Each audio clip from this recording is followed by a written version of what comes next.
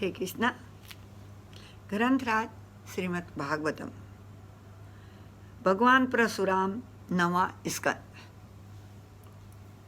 सभी सुनने वाले भाई बहनों, गोपा गोपियों, वैष्णवा वैष्णवियों और सभी भक्त वृंद प्रेमी होते हैं, सर्ववन्य देवी दासी माता जी का दंडवत प्रणाम स्वीकार करें, स्वीकार करें।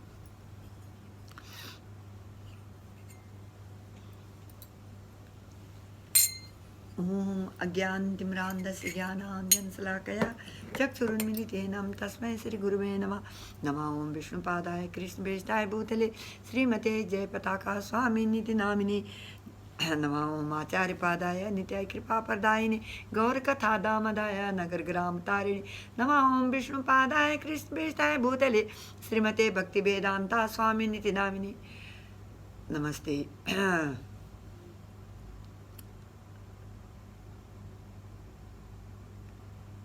जय श्री कृष्ण चैतन्य प्रभु नित्यानंद श्री अद्वैत गदाधर शिवसदि गौर भक्त वृंद। हरे कृष्ण कृष्ण कृष्ण हरे हरे, हरे राम राम राम हरे हरे।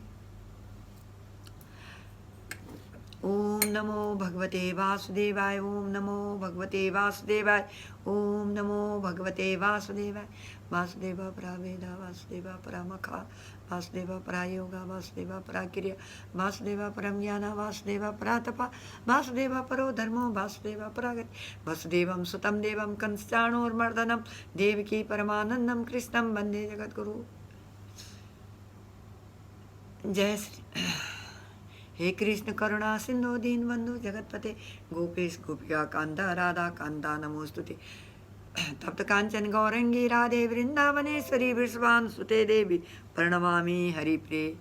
कृष्णे स्वधामोपगति धर्म ज्ञानादिभिः सा कलो नष्टो दृश्यामेषा पुराणार्को उदिनोदिता।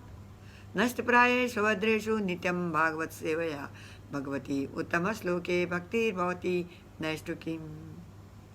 वाञ्छाकल्पतरुभ्यश्च कृपा सिन्धुभ्यैव च पतितानां पावनेभ्यो वैष्णवेभ्यो नमो नमः। जय राधा माधवा, जय कुंज बिहारी, जय राधा माधवा, जय कुंज बिहारी, जय राधा माधवा, जय कुंजा बिहारी, जय राधा माधवा, जय कुंजा बिहारी। जय गोपीजन बल्लभा, जय गिरिवरधारी, जय गिरिवरधारी, जय गिरिवरधारी। जय गोपीजन बल्लभा गिरिवरधारी, जय गिरिवरधारी, जय गिरिवरधारी। जय राधा माधवा कुंज बिहारी। हरे कृष्ण कृष्ण कृष्ण हरे हरे, हरे राम राम राम हरे हरे। हरे कृष्ण कृष्ण कृष्ण हरे हरे, हरे राम राम राम हरे हरे। हरे कृष्ण कृष्ण कृष्ण हरे हरे, हरे राम राम राम हरे हरे। हरे कृष्ण कृष्ण हरे हरे, हरे राम राम राम हरे हरे। हरे कृष्ण कृष्ण हरे हरे, हरे राम राम राम हरे हरे।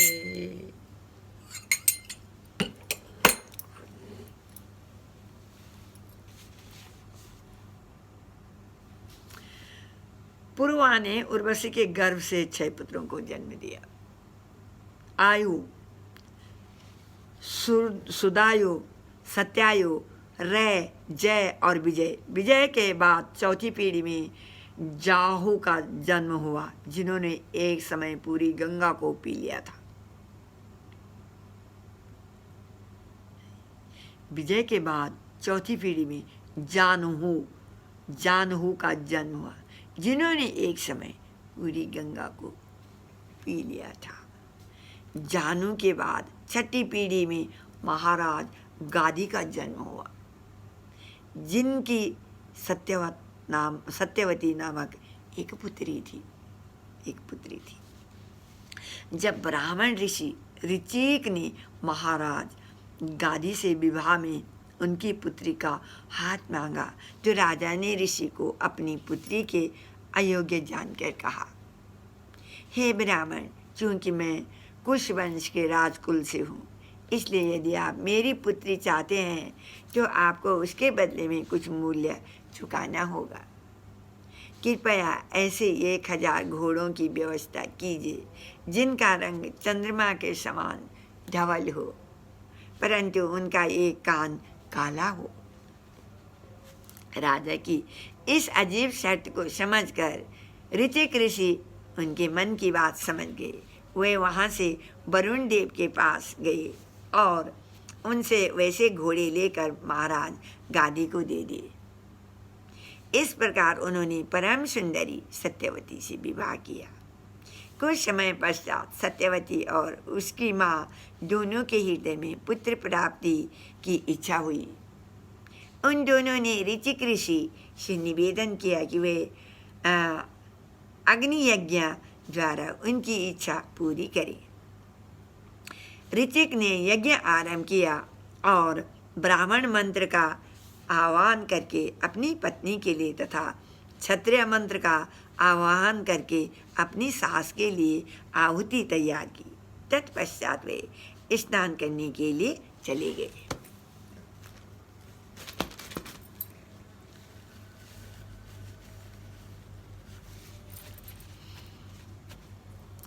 इस बीच सत्यवती की माँ ने विचार किया कि ऋचिक ने निश्चित ही अपनी पत्नी के लिए शेष आहुति तैयार की होगी। उसने अपनी पुत्री से याचना की कि वह उन आहुतियों को बदल दे। फलस्वरूप सत्यवती ने अपनी माँ के लिए तैयार की गई आहुति को खाया और उसकी माँ ने उसके लिए तैयार की गई आहुति को खाया। कुछ ही देर में ऋचिक ऋषि लौट आए। जब उन्हें सारी बात पता चली तो वे अपनी पत्नी को डांटने लगी, तुमने यह बहुत बड़ी गलती की है। इसके फलस्वरूप तुम्हारा पुत्र अत्यंत भयावह क्षत्रिय होगा, जबकि तुम्हारा भाई एक महान विद्वान होगा। यह सुनकर सत्यवती भयभीत हो गई। मधुर वचनों में अपने पति को शांत करते हुए वह याचना करने लगी कि उसका पुत्र भयानक क्षत्रिय न हो। इस प्रकार ऋचिक ने कहा, ठीक है, तुम्हारा पुत्र नहीं अपितु पौत्र ऐसा क्षत्रिय होगा। बाद में सत्यवती कौशिकी नदी बन गई और उनके पुत्र जमदग्नि ने रेणु की पुत्री रेणुका से विवाह किया। जमदग्नि ने रेणुका के गर्भ से अनेक पुत्रों को जन्म दिया, जिनमें से सबसे छोटे थे भगवान के अवतार श्री परशुराम। उन दिनों एक महान क्षत्रिय राजा कार्तियवीर अर्जुन हैयों का राजा था। वह अपनी शक्ति और प्रताप के लिए सर्वत्र प्रसिद्ध था। भगवान के अंशावतार दत्तात्रेय की कृपा से कार्तियवीर अर्जुन को 1000 भुजाएं प्राप्त थी। इसके अतिरिक्त प्राप्त अन्य वरदानों ने उसे युद्ध में प्रायः अजय बना दिया था। उसके व्यक्तित्व में इंद्रिय शक्ति, सुंदरता, प्रभाव, ख्याति तथा योगियों द्वारा प्राप्त सिद्धियों का समावेश था। इस प्रकार समस्त ऐश्वर्य से युक्त कार्तियवीर अर्जुन वायु की भांति संपूर्ण ब्रह्मांड में स्वच्छंद विचरण करने लगा। एक दिन नर्मदा नदी में अनेक सुंदर स्त्रियों के साथ विहार करते हुए कार्तवीर अर्जुन ने अपनी शक्तिशाली भुजाओं से नदी के प्रवाह को रोककर बांध दिया। फलस्वरूप नदी का पानी विपरीत दिशा में बहने लगा और नर्मदा के तट पर महिष्मती के निकट लगे रावण के खेमे में बाढ़ आ गई। इसे देखकर 10 सिर वाला रावण विक्षुब्ध हो गया और चारों दिशाओं पर विजय प्राप्त करने के अभियान पर निकला हुआ था। और यहाँ इस अप्राकृतिक बाढ़ को देखकर वह उसे मूल कारण की खोज करने निकल पड़ा। अंत में जब वह कार्तिकेय अर्जुन के पास पहुंचा तो सब स्त्रियों के सामने वह कार्तिकेय अर्जुन का कठोर शब्दों में अपमान करने लगा।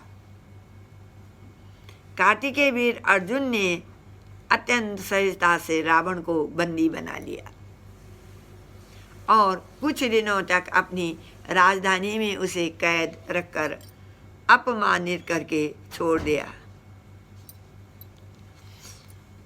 एक दिन घने वन में आखेट खेलते खेलते कार्तिकेय अर्जुन अपने मंत्रियों एवं सैनिकों के साथ जमदग्नि के आश्रम पर आ पहुंचा।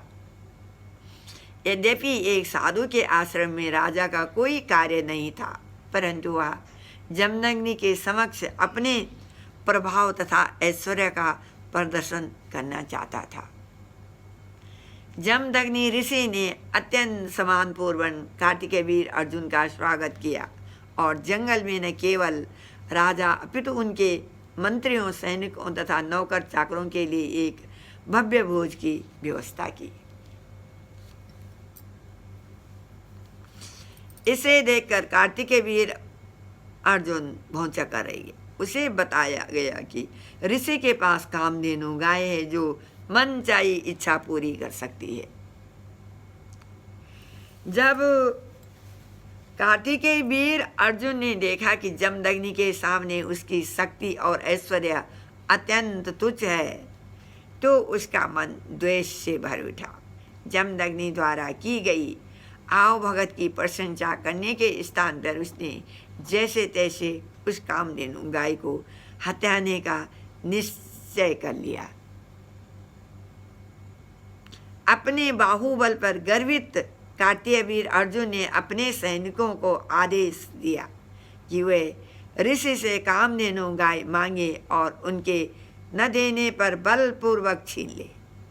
आदेश मिलते ही सैनिकों ने कामधेनु को छीन लिया और अपनी राजधानी महिष्मती की ओर चल पड़े।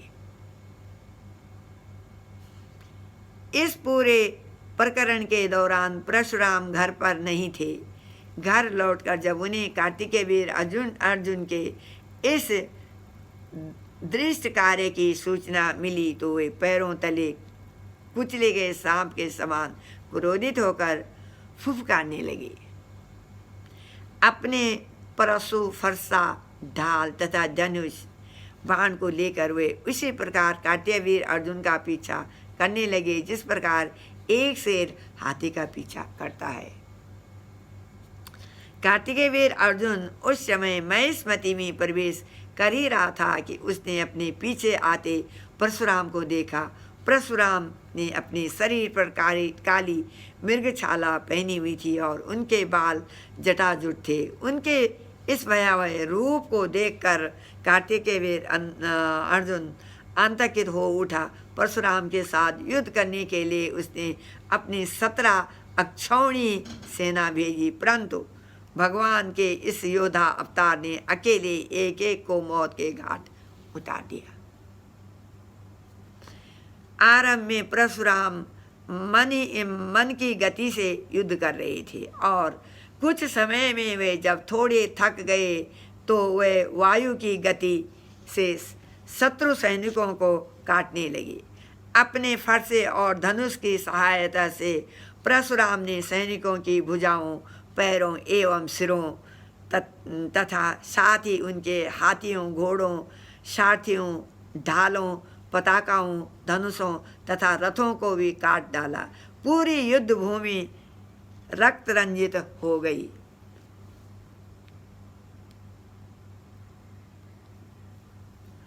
अपनी सेवा के विनाश को देखकर क्रोधित कार्तिक वीर अर्जुन स्वयं मैदान में उतर आया। उसने अपनी 1000 भुजाओं से एक साथ 500 धनुष उठाए और परशुराम पर आक्रमण करने के लिए दौड़ा, परंतु परशुराम ने अपने केवल एक धनुष की सहायता से इतने बाण छोड़े कि न केवल कार्तिक वीर अर्जुन द्वारा छोड़े गए सारे बाण अपितु उसके धनुष भी खंड खंड हो गए।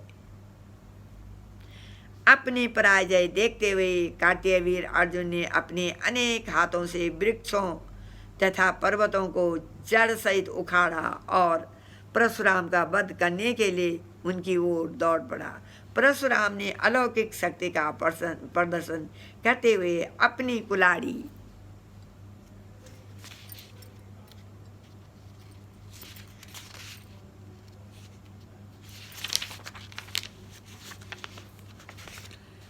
कुल्हाड़ी से कार्तिक वीर अर्जुन की भुजाओं को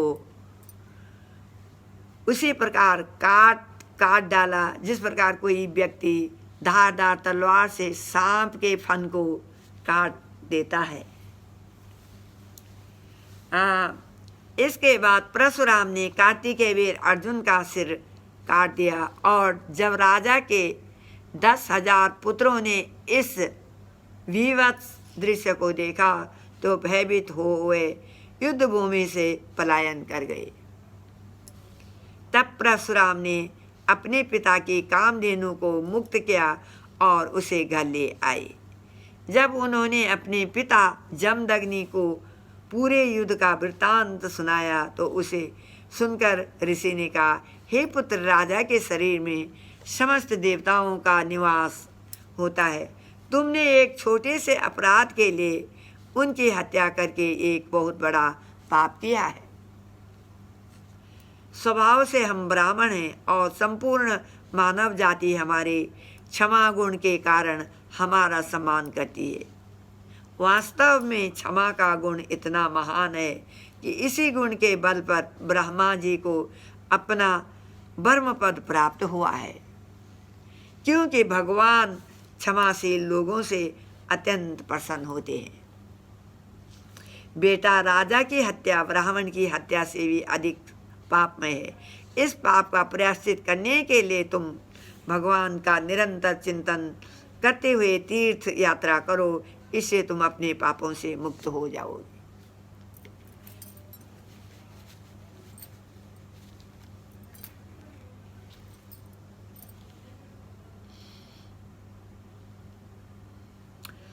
अपने पिता के आदेश को शिरोधार्य करके परशुराम तत्क्षण तीर्थाटन पर निकल पड़े और अगले 1 बरस तक विभिन्न तीर्थ स्थलों का भ्रमण करके घर लौट आए। एक समय जमदग्नि की धर्मपत्नी रेणुका गंगा पर पानी भरने के लिए गई। वहां उसने गंधर्वों के राजा चित्ररथ को कुछ अप्सराओं के साथ जल विहार करते हुए देखा। चित्ररथ अत्यंत सुंदर तथा कमल पुष्पों की मालाएं पहने था। रेणुका का चित्त चित्ररथ की ओर आकर्षित हो गया और उसे देखते देखते वह बिल्कुल भूल गई कि वह जल भरने के लिए वहां आई है। आश्रम में जल के बिना जमदग्नि का यज्ञ रुका हुआ था। अंततः लंबे समय के बाद जब रेणुका अपनी ध्यानावस्था से बाहर आई तो उसका मन अपने पति के क्रोध का स्मरण करके भयभीत होने लगा। दबे पांव आश्रम में लौटकर उसने जल का घड़ा नीचे रखा और हाथ जोड़कर चुपचाप जमदग्नि के पास खड़ी हो गई। अपनी दिव्य दृष्टि से जमदग्नि रेणुका के मन में आए उस व्यभिचारी विचार को समझ गए। अत्यंत क्रोधित होकर उन्होंने अपने पुत्रों को आदेश दिया, इस पापिन का वध कर दो। जब उनके ज्येष्ठ पुत्रों में से किसी ने भी उनके इस आदेश का पालन नहीं किया तो अंत में जमदग्नि ने अपने सबसे छोटे पुत्र परशुराम को आज्ञा दी कि वे अपनी माँ के साथ साथ उन अनाज्ञाकारी भाइयों का भी वध कर दें। अपने पिता की योग शक्तियों से भली भांति अवगत परशुराम ने निसंकोच अपनी माँ एवं भाइयों का वध कर दिया। उनके इस कार्य को देखकर जमदग्नि अत्यंत प्रसन्न हो गए और परशुराम से मनचाहा वरदान मांगने के लिए कहा। परशुराम ने प्रार्थना की, पिताजी, यदि आप चाहें तो कृपया मेरी माता और भाइयों को पुनः जीवित कर दीजिए और उन्हें इस बात की बिल्कुल स्मरण न रहे कि मैंने उनकी हत्या की थी। जमदग्नि की शक्तियों के प्रभाव से वे पुनः उसी प्रकार जीवित उठ खड़े हुए, मानो गहरी नींद से उठे हों। वास्तव में परशुराम ने अपनी माँ और भाइयों को पूरे विश्वास के साथ मारा था कि बाद में उनसे प्रसन्न होने पर उनके पिता उन्हें पुनः जीवदान दे देंगे। उधर महिष्मति में कार्तिकेय वीर अर्जुन के पुत्र अपने पिता की हत्या को लेकर प्रतिशोध की ज्वाला से दहक रहे थे। एक दिन जब परशुराम अपने भाइयों के साथ वन में थे, कार्तिकेय वीर अर्जुन के पुत्रों ने जमदग्नि के आश्रम पर आक्रमण कर दिया। उस समय जमदग्नि यज्ञाग्नि के निकट बैठे पूर्ण पुरुषोत्तम भगवान पर ध्यान में लीन थे। अवसर का लाभ उठाकर उन राजा पुत्रों ने निर्दयता से ऋषि की हत्या कर दी। एक छोटे से अपराध के लिए अपनी पत्नी को मृत्युदंड देने के परिणाम स्वरूप उन्हें यह फल भुगतना पड़ा था। रेणुका ने गिड़गिड़ाते हुए उन आतताइयों से अपने पति के प्राणों की भीख मांगी, परंतु कार्तिकेय वीर अर्जुन के उन क्रूर पुत्रों पर उन याचनाओं का कोई प्रभाव नहीं पड़ा। ऋषि का सिर धड़ से अलग करके उन्होंने वह कटा सिर अपने साथ लिया और तुरंत वहाँ से निकल गए। शोकातुर रेणुका छाती पीटती हुई अपने पति की मृत्यु पर विलाप करने लगी और कातर स्वर में जोर जोर से हे राम बेटा पुकारने लगी। यद्यपि उस समय जमदग्नि के पुत्र काफी दूर थे, फिर भी उन्हें अपनी माँ का विलाप स्पष्ट सुनाई दे रहा था। किसी अनहोनी की उपेक्षा करते हुए वह तुरंत घर की ओर दौड़े और पाया कि उनके पिता की हत्या हो चुकी थी। शोक, क्रोध, भ्रम और दुख से भरे हुए सब पुत्र, पिताजी आप हमें छोड़कर स्वर्ग चले गए कहते हुए रोने लगे। परंतु परशुराम शांत बैठने वाले नहीं थे। अपने पिता के मृत शरीर को भाइयों के सुपुर्द करते हुए उन्होंने अपना फरसा उठाया और संपूर्ण पृथ्वी से क्षत्रियों का नामो निशान मिटाने की शपथ लेकर निकल पड़े। सबसे पहले वे महिषामती पहुंचे और कार्तिकेय वीर अर्जुन के एक एक पुत्र को मौत के घाट उतारा। नगर के बीचों बीच उनके कटे सिरों, हाथों तथा अन्य अंगों का एक विशाल पर्वत खड़ा हो गया। रक्त की भयावह नदी बहने लगी।